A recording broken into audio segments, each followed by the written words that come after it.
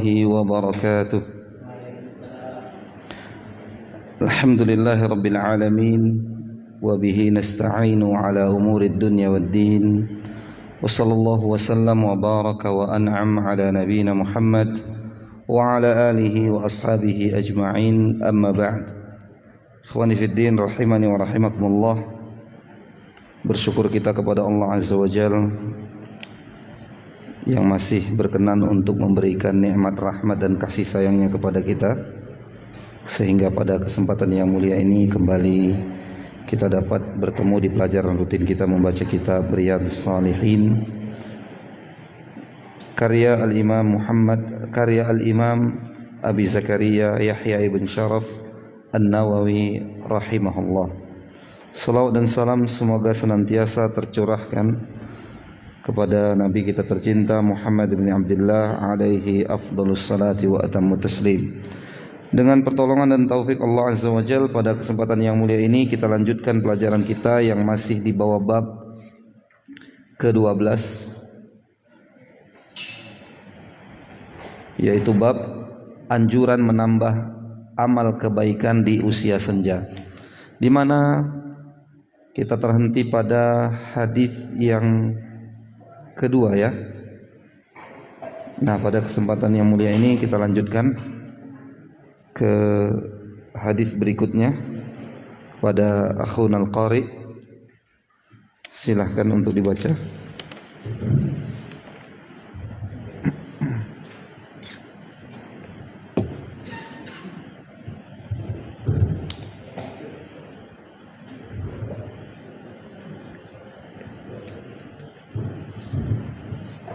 Bismillahirrahmanirrahim. Alhamdulillahirabbil alamin. Wassalatu wassalamu ala asyrofil anbiya'i wal mursalin wa ala alihi wa sahbihi ajma'in. Qala al-mu'allif rahimahullah ta'ala. Amma ba'du. Hadis yang kedua dari Ibnu Abbas radhiyallahu anhu. Beliau berkata, kana Umar radhiyallahu anhu yudkhiluhu ma'a asya'i badr, faka'anna ba'dahum wajada fi nafsihi faqala lima yadkhulu hadha ma'ana wa lana abna'u mithluhu, faqala Umar innahu min haythu 'alimtum, fada'ani dhata yawmin fa'adkhalani ma'ahu, fama ra'aytu annahu da'ani yawma'idin illa liyuriyahu. Qala ma taquluna fi qawlillahi ta'ala idza jaa nasrullahi wal fath, faqala ba'duhum umirna nahmadullah wa nastaghfiruh idza nasarana wa fataha alaina, wa sakata ba'duhum falam yaqul syai'an, faqala li akadzalika yaqulu ya ibn Abbas, faqultu la. Qala fama taqul? Qultu huwa ajalu Rasulillah sallallahu alaihi wasallam a'lamahu lahu. Qala idza jaa nasrullahi wal fath wa dhalika 'alamatu ajalika fasabbih bihamdi rabbika wastaghfir innahu kana tawwaba.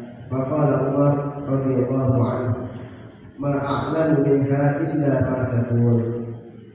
Umar radhiyallahu anhu memasukkanku bersama para senior dan ikut dalam perang Badar, dan sepertinya sebagian dari mereka kurang berkenan terhadap hal itu. Mereka berkata, mengapa anak ini masuk di sini bersama kita, padahal kita juga memiliki anak-anak seusianya. Maka Umar melanjutkan, sesungguhnya dia adalah seseorang yang hanya telah menghubungi bersama. Suatu hari dia memanggilku ke dalam majlis surau bersama mereka. Saya merasa bahwa Umar tidak memanggilku pada waktu itu melainkan untuk membuktikan kepada mereka. Dia berkata, apa yang kalian ketahui tentang firman Allah Ta'ala apabila telah datang pertolongan Allah dan kemenangan? An-Nasr ayat 1. Sebagian dari mereka menjawab, kita diperintah untuk memuji Allah dan beristighfar kepadanya apabila dia telah menolong dan memenangkan kita. Sementara yang lain terdiam, tidak mengatakan apa-apa. Maka Umar berkata kepadaku, apakah memang begitu Tidak. Dia berkata, lalu apa menurut pendapatmu? Saya berkata, itu adalah ajal kematian Rasulullah SAW yang Allah beritahukan kepada beliau. Dia berfirman, apabila telah datang pertolongan Allah dan kemenangan, An-Nasr ayat 1, dan itu adalah pertanda ajalmu, maka bertasbihlah dengan memuji Tuhanmu dan meminta ampun kepadanya. Sesungguhnya dia adalah Maha penerima taubat. An-Nasr ayat 3. Maka Umar berkata, aku juga tidak mengetahui tafsirnya kecuali seperti apa yang kamu ucapkan. Diriwayatkan oleh Al-Bukhari. Barakallahu fiik. Ya, hadis yang mulia ini pada pertemuan terakhir telah kita syarah, ya, di mana di antara pelajaran dan faedah yang bisa kita ambil dari hadis yang mulia ini yaitu kebiasaan-kebiasaan yang dicontohkan oleh generasi salaf ketika mereka menjabat di sebuah kepemimpinan. Maka mereka mengajak orang-orang yang tentunya berkompeten, ahlul aql wal ilm, orang yang punya akal cemerlang, kemudian ahlul ilmu, untuk bermusyawarah sampai kepada titik yang betul-betul hasil dari sebuah musyawarah. Makanya salah satu identitas orang-orang muslim yaitu wa amruhum syura bainahum, kata Allah Azza wa Jalla, di mana perkara mereka putuskan dengan cara bermusyawarah. Nah, kehadiran Ibnu Abbas atas undangan Umar bin Khattab Amirul Mukminin, ya, membuat para senior-senior bergumam, kenapa ini anak yang masih kecil dan kita juga punya anak seusia dengannya kok malah dilibatkan di majelis Amirul Mukminin. Nah, ini teman-teman hafizakumullah, pelajaran juga bagi kita bahwa kematangan ilmu seseorang, ya, membuat dia menjadi mulia. Kalau masalah usianya lebih muda, ketika dia berada di majelis yang dia yang paling muda di majelis itu, maka dia boleh saja berbicara, manakala orang-orang yang tua tidak dapat menyelesaikan masalah yang tengah mereka bincangkan. Mungkin di sini pernah kita uraikan, ya, karena Nabi SAW mengatakan al-kubarul kubar, dahulukan dulu yang tua, baik dalam saat kita berada di hidangan makanan ataupun saat berbicara, dahulukan yang tua. Yang muda boleh berbicara kapan? Ya, salah satunya ketika yang tua di majelis itu tidak bisa memecahkan, mencari solusi terhadap masalah yang sedang dibicarakan. Ini syarat yang pertama. Syarat yang kedua, dia yang muda ini, junior ini, mengetahui solusi dari permasalahan yang sedang diperbincangkan. Nah, kalau terpenuhi dua syarat ini, boleh bagi dia untuk berbicara. Terlebih lagi pada kasus hadis yang mulia ini, Ibnu Abbas radhiyallahu taala anhuma diundang oleh Umar bin Khattab radhiyallahu taala anhu untuk memecahkan sebuah masalah, yaitu apa maksud daripada firman Allah Azza wa Jalla pada surah An-Nasr, idza jaa nasrullahi wal fath, apabila datang pertolongan Allah dan kemenangan, yaitu Fathu Makkah. Apa maksudnya? Karena di akhir ayat ini Allah Azza wa Jalla justru malah memerintahkan nabinya sallallahu alaihi wasallam untuk fasabbih bihamdi rabbika wastaghfir, untuk bertasbih dan bahkan beristighfar. Padahal yang dilakukan oleh Nabi sallallahu alaihi wasallam adalah apa? Sebuah perjuangan yang besar, yaitu menaklukkan kota Makkah Al-Mukarramah, dikembalikan menjadi diyarul muslimin, tempat tinggal orang-orang Islam. Bukan sedang Nabi SAW melakukan sebuah kesalahan atau khilaf sehingga harus diperintahkan untuk beristighfar. Enggak. Ini membuktikan bahwa Ibnu Abbas faham makna daripada apabila datang kemenangan, pertolongan dan kemenangan dari Allah Subhanahu wa taala, maksudnya adalah itu dekatnya ajal Nabi sallallahu alaihi wasallam. Setelah turun ayat ini, maka tidak beberapa waktu lamanya Nabi sallallahu alaihi wasallam pun meninggal. Dan para ulama menuturkan di akhir-akhir hayat Nabi sallallahu alaihi wasallam banyak sekali firman-firman Allah Azza wa Jalla yang turun kepadanya. Salah satunya adalah surah An-Nasr ini. Dan di sini juga para ulama mengatakan memang yang paling ahli dalam tafsir Al-Quran secara umum adalah penduduk Mekah. Oleh karenanya dianjurkan kita ketika kita ingin mengambil tafsir, belajar tafsir Al-Quran, ambil daripada ulama-ulama Makki. Di antaranya Ibnu Abbas radhiyallahu taala anhuma dan muridnya Mujahid rahimahullah. Ibnu Abbas radhiyallahu taala anhuma telah didoakan oleh Nabi alaihi salatu wasallam. Allahumma faqihhu fid din wa 'allimhu ta'wil. Ya Allah, jadikanlah anak ini faqih, faham terhadap agama ini, dan ajarkan kepadanya at-ta'wil, yakni at-tafsir. Maka dia mengetahui persis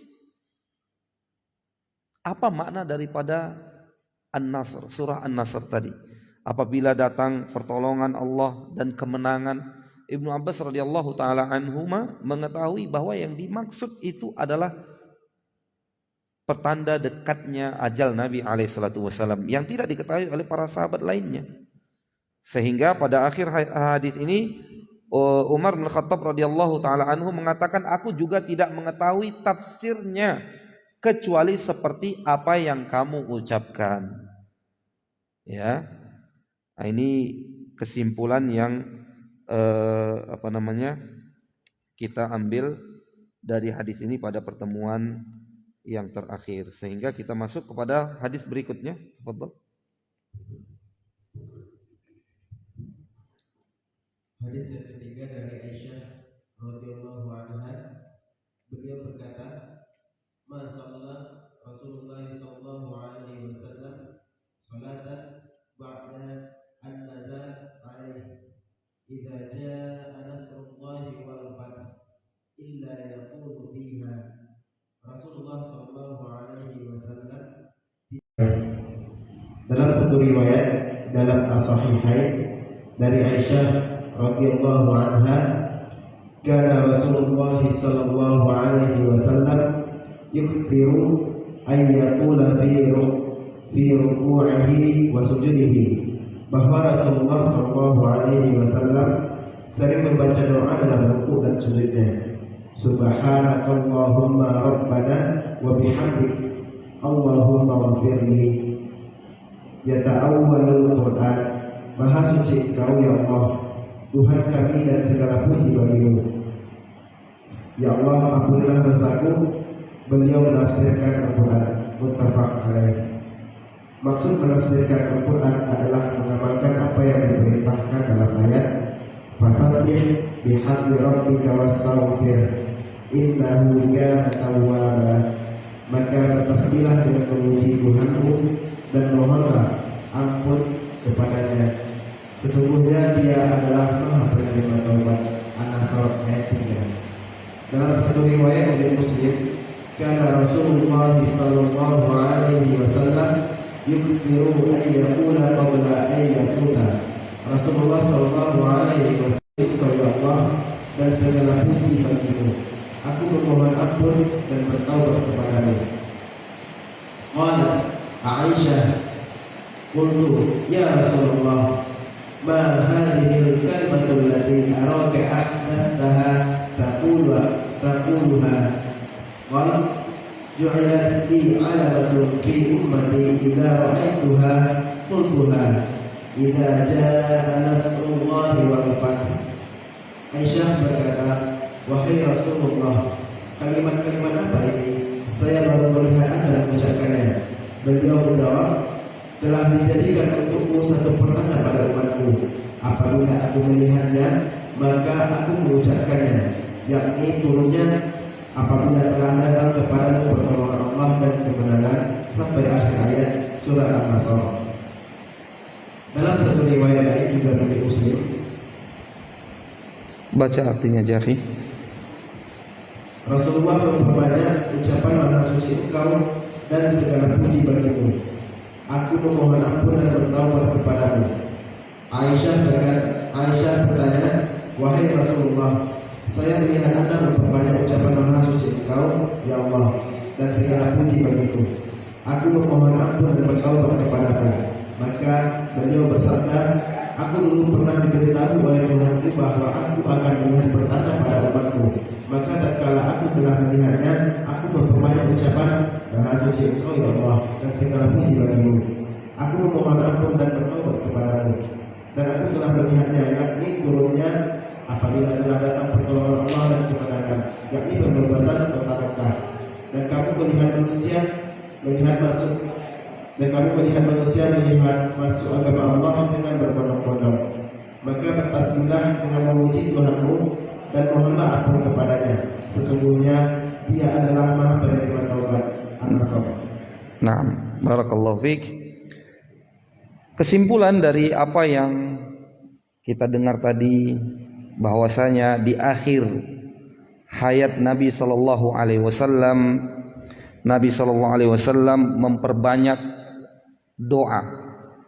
Yang isi daripada doa itu adalah pertama tasbih, subhanak rabbana wa bihamdik, atau dalam lafaz lain subhanakallahumma rabbana wa bihamdik Allahumma gfirli. Isi daripada doa ini yang pertama penyucian Allah Subhanahu wa taala dari segala kekurangan-kekurangan dan kemiripan-kemiripan dengan makhluknya, yang itu semua merupakan kekurangan. Jadi Allah Subhanahu wa taala maha sempurna. Ditambah lagi ada ucapan tahmid, pujian. Jika tergabung antara tasbih dan tahmid, ini menunjukkan yang diberikan kepadanya tasbih dan tahmid itu adalah zat yang sempurna. Ya. Kenapa disucikan? Karena dia memang tidak ada kekurangannya. Yang mana kekurangan itu merupakan ciri dasar daripada makhluk. Dan juga yastahiqul hamd, berhak untuk dipuja dan dipuji. Itu juga hanya milik Allah tabaraka wa taala. Selanjutnya Allahumma gfirli, yang artinya ya Allah, ampunilah diriku. Ketiga, kalimat ini diperbanyak bacaannya oleh Nabi SAW di akhir hayatnya, ya, terlebih lagi saat ruku' dan sujud, setelah membaca zikir yang ada dalam ruku' dan sujud. Ini juga menjadikan hadis ini cocok dengan babnya, di mana bab berbicara tentang memperbanyak amal soleh di akhir hayat. Ya, ini teman-teman, hafizakumullah. Kita lanjutkan kepada yang keempat.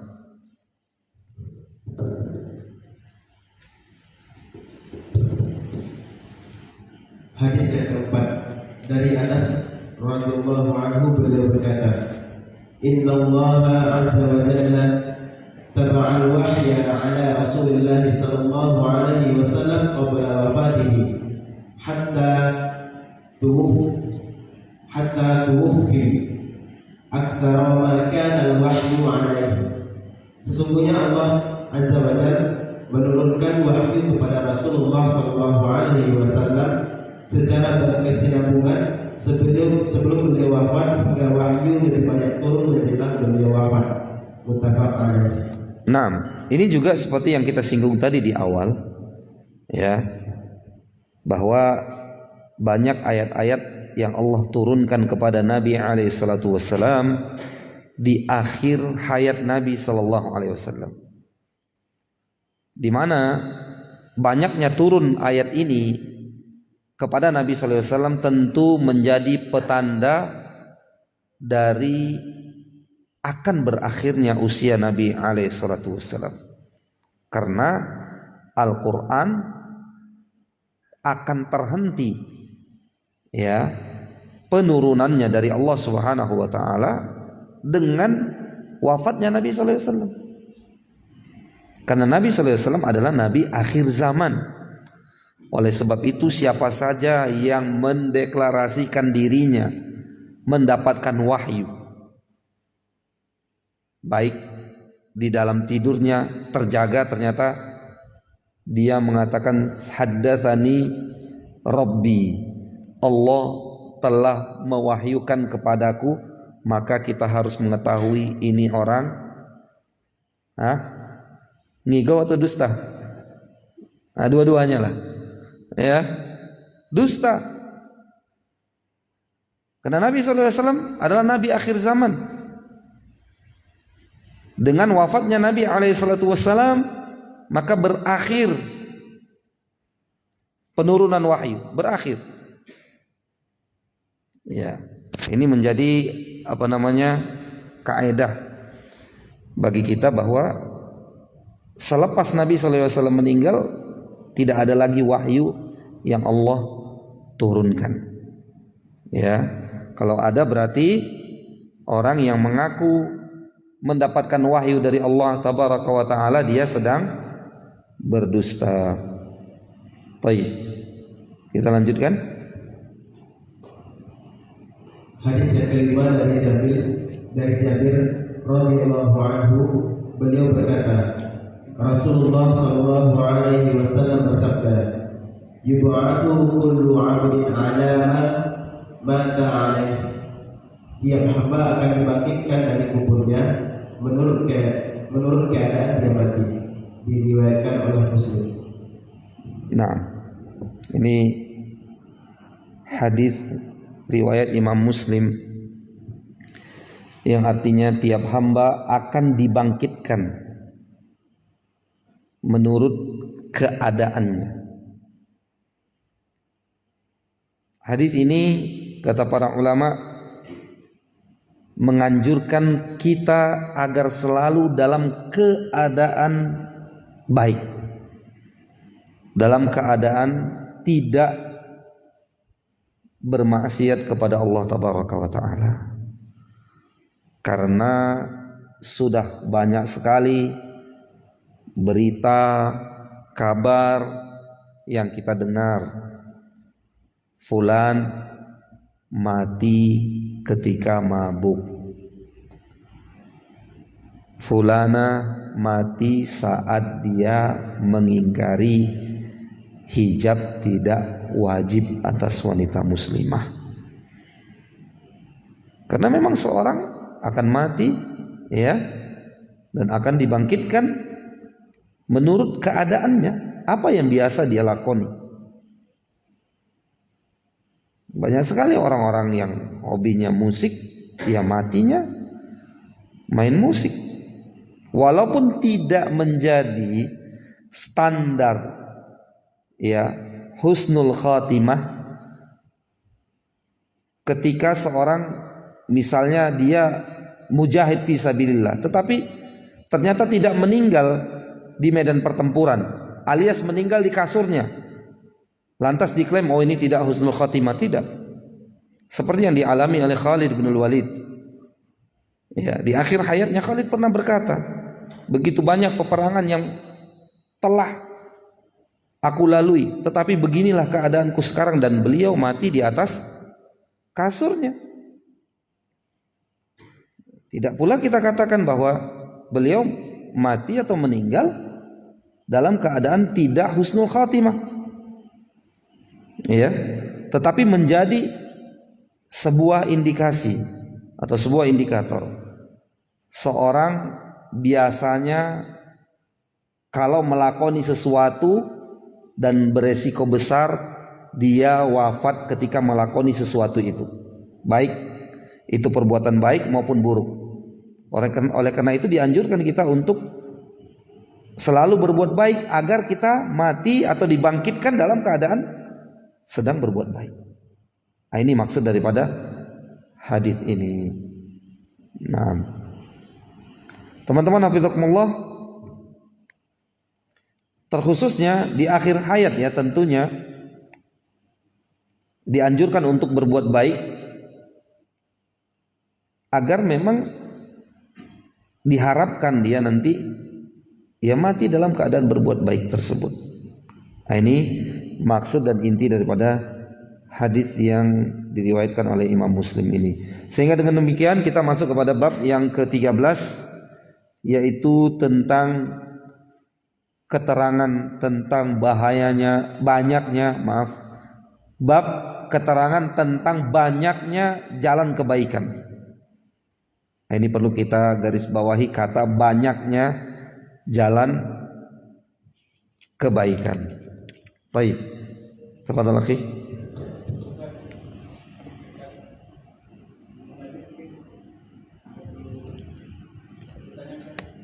Nanti setelah materi mungkin bisa kita tanya jawab ya. Baik, lanjut dulu. Bab keterangan tentang banyaknya jalan kebaikan. Allah Ta'ala berfirman, "Wa ma taf'alu min khairin fa innallaha bihi 'alim." Baik. Maksud penulis, yakni Imam An-Nawawi rahimahullah, membawakan bab ini adalah untuk menerangkan bahwa jalan-jalan kebaikan, pintu-pintu kebaikan itu sangat banyak dan beragam. Ya. Yang patut dilakukan oleh seorang hamba adalah memperbanyak kebaikan untuk diri dia. Kenapa? Sebuah yang tidak wajar ketika ada sesuatu bagian yang banyak, tapi kita tidak mau mengambilnya. Apalagi ketika datang musimnya. Sebagaimana yang pernah kita bawakan sebuah perkataan dari Ibnu Qudamah rahimahullah, ketika musim untung, mengapa pedagang tidak berdagang? Ketika dia masih hidup, toh jalan kebaikan dan pintu-pintunya itu sangat banyak. Kenapa dia tidak menempuh jalan itu? Kenapa dia tidak mau masuk kepada pintu-pintu kebaikan tersebut? Ya, kesempatan ada di depannya. Kebaikan juga macam-macam. Kalau dia umpamanya mendapatkan dirinya tidak begitu minat untuk memperbanyak sholat sunnah, barangkali ada minat untuk membaca Al-Quran. Dan begitu seterusnya. Ini maksud daripada penulis atau Imam An-Nawawi membawakan bab ini. Kemudian seperti biasa, manhaj beliau dalam kitab Riyadhus Shalihin ini, sebelum membawakan hadis-hadis Nabi SAW yang berbicara tentang banyaknya jalan kebaikan, beliau membawakan ayat-ayat dari Al-Quran yang berkenaan dengan masalah ini, dan bukan semua ya, tetapi sebagian ayat saja. Dan ada para ulama mengatakan bahwa kitab Riyadhus Shalihin ini sendiri pada dasarnya adalah untuk berbicara dan menunjukkan kepada kita pintu-pintu kebaikan, jalan-jalan kebaikan. Kalau kita boleh cross check ke belakang, kemarin kita telah belajar bab taubat, muraqabah, itu kan semua kebaikan-kebaikan. Ya. Oleh karenanya teman-teman hafizakumullah, sangat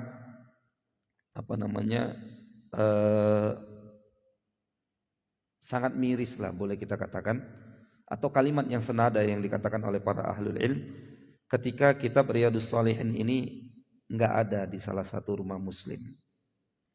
Ya. Karena memang isinya apa tadi? Pintu-pintu dan jalan-jalan kepada kebaikan. Nah, wa ma taf'alu min khairin fa innallaha bihi alim. Al-Baqarah 215.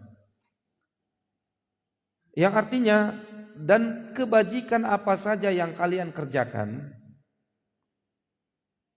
Garis bawahi kebajikan apa saja, berarti umum.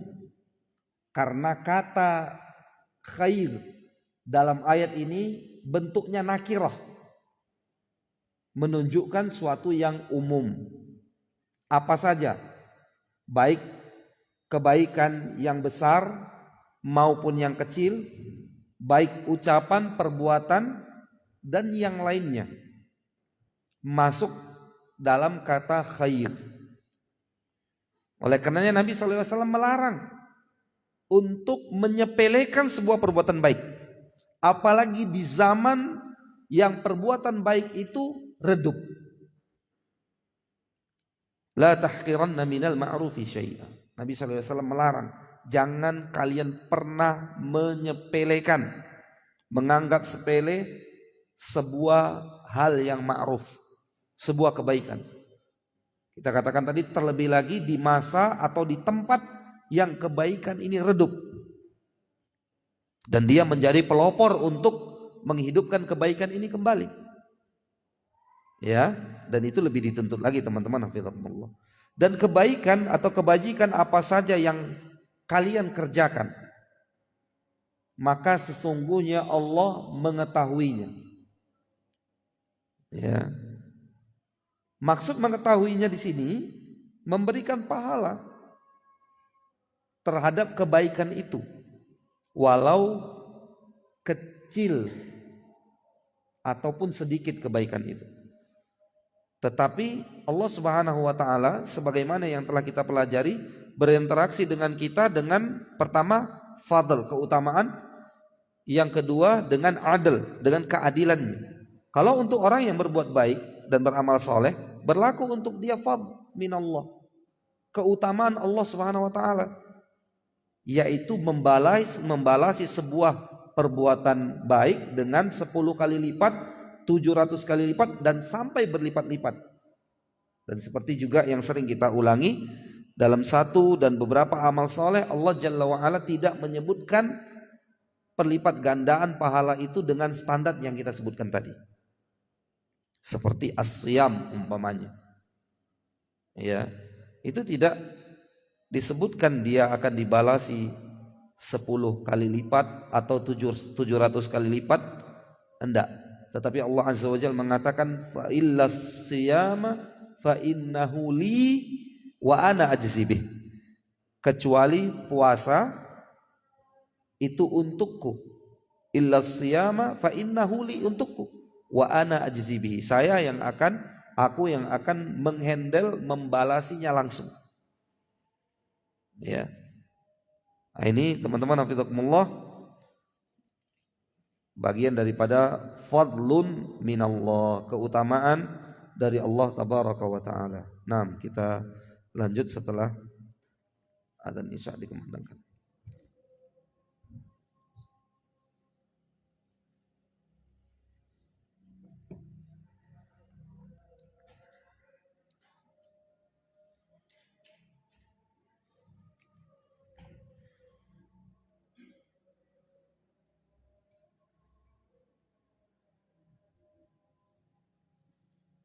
Allahu Akbar, Allahu Akbar, Allahu Akbar,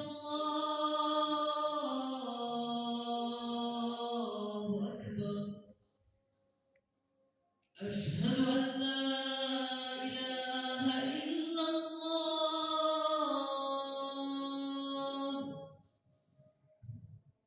Asyhadu an la ilaha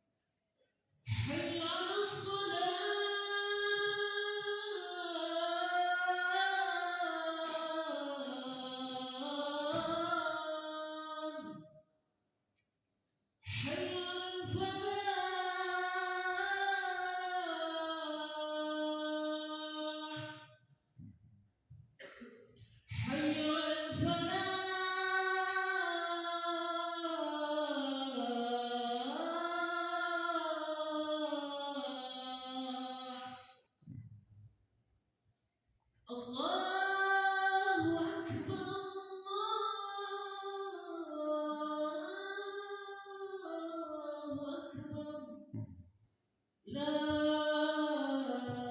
إله إلا الله.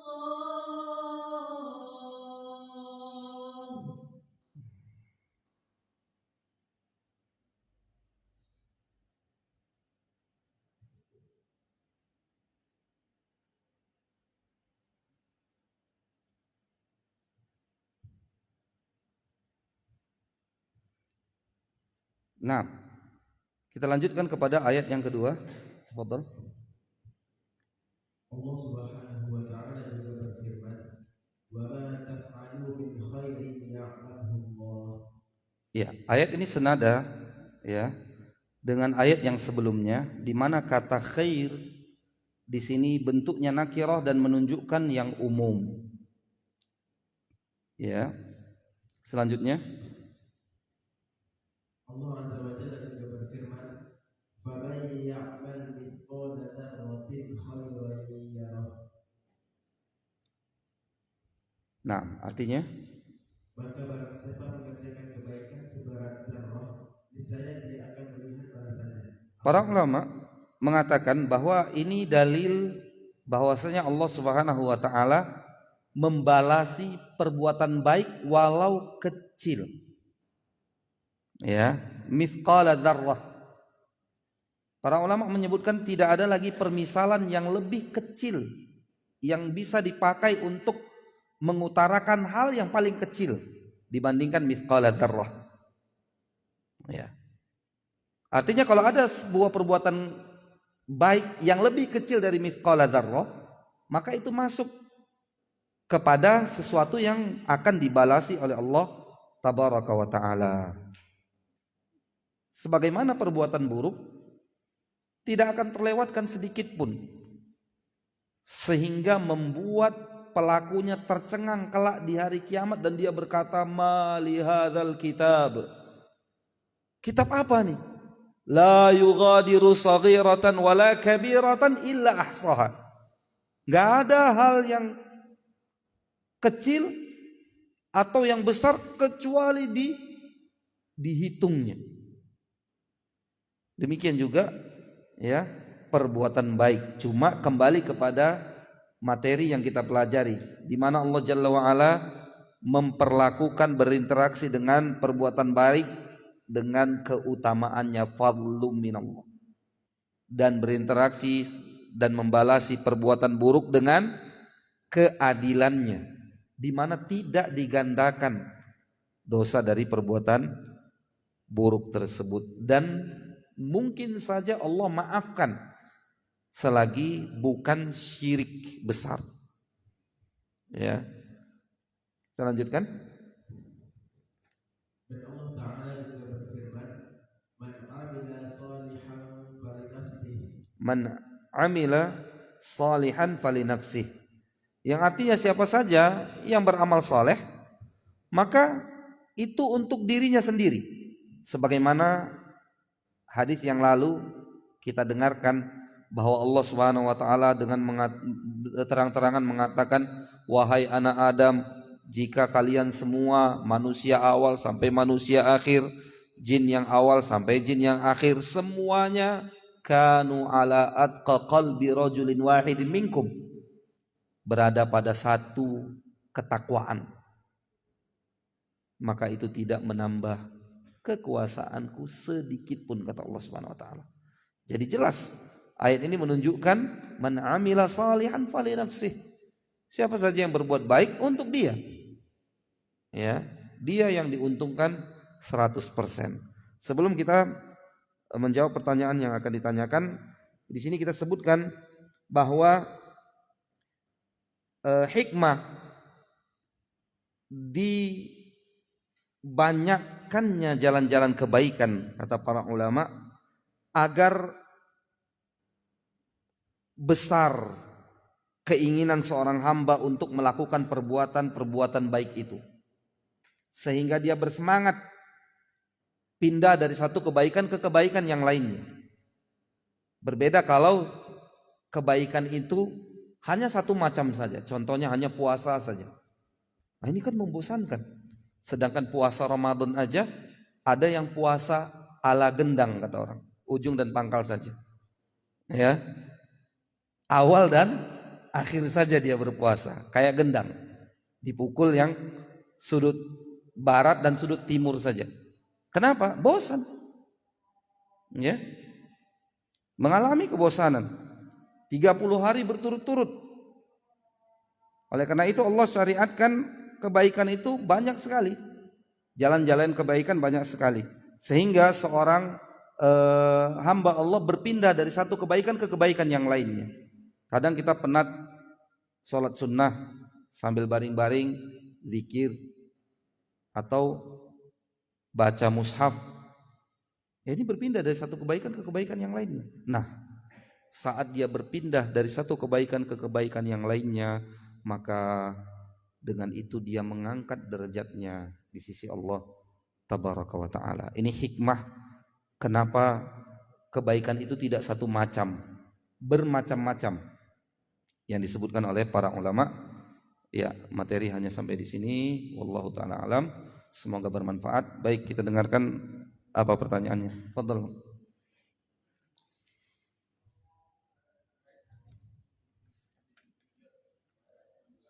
Ya. Hadis ke halaman berapa? Hadis ke 116. Baik.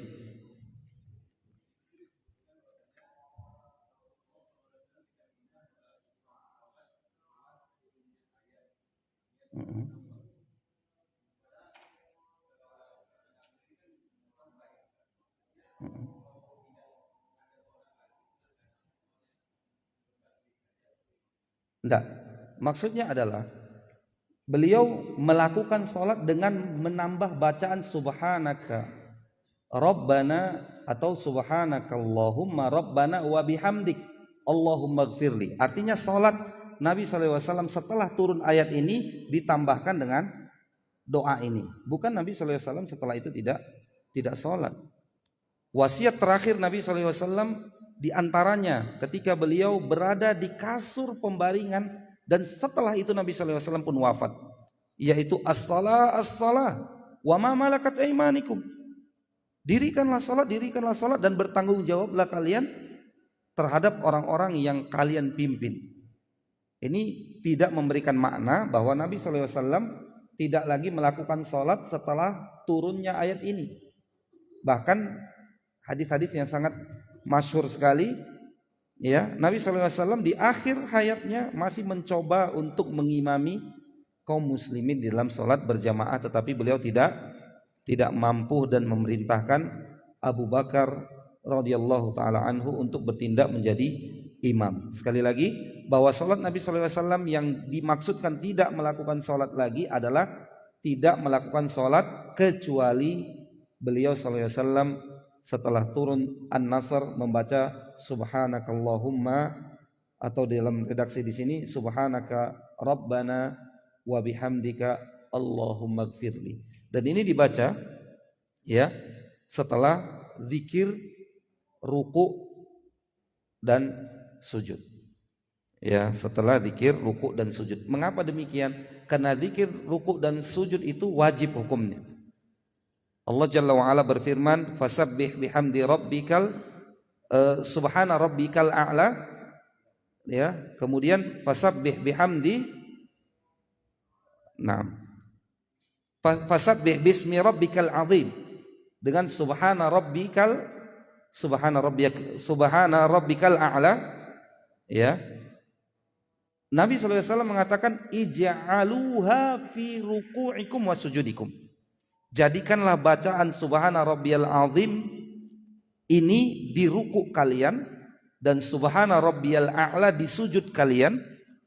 Maka perintah Nabi SAW ini, kata para ulama, menunjukkan wajib. Karena al-aslu fil amri al-wujub. Hukum dasar perintah itu menunjukkan suatu yang wajib.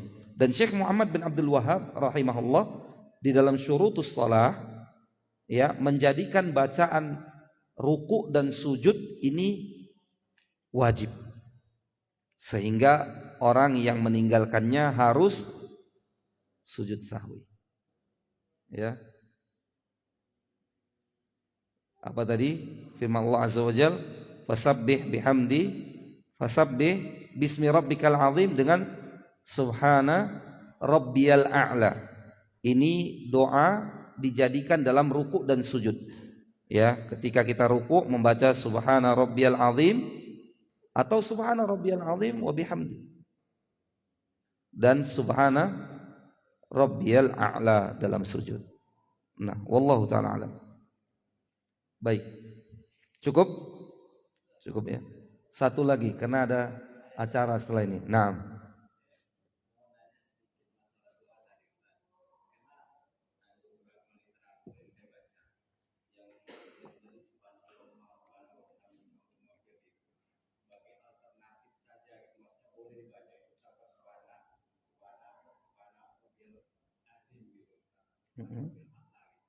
Nah, tidak harus dua-duanya pada saat kita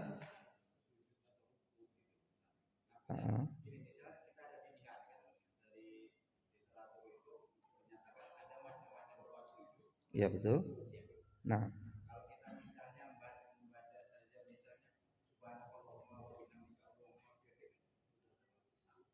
dalam ruku.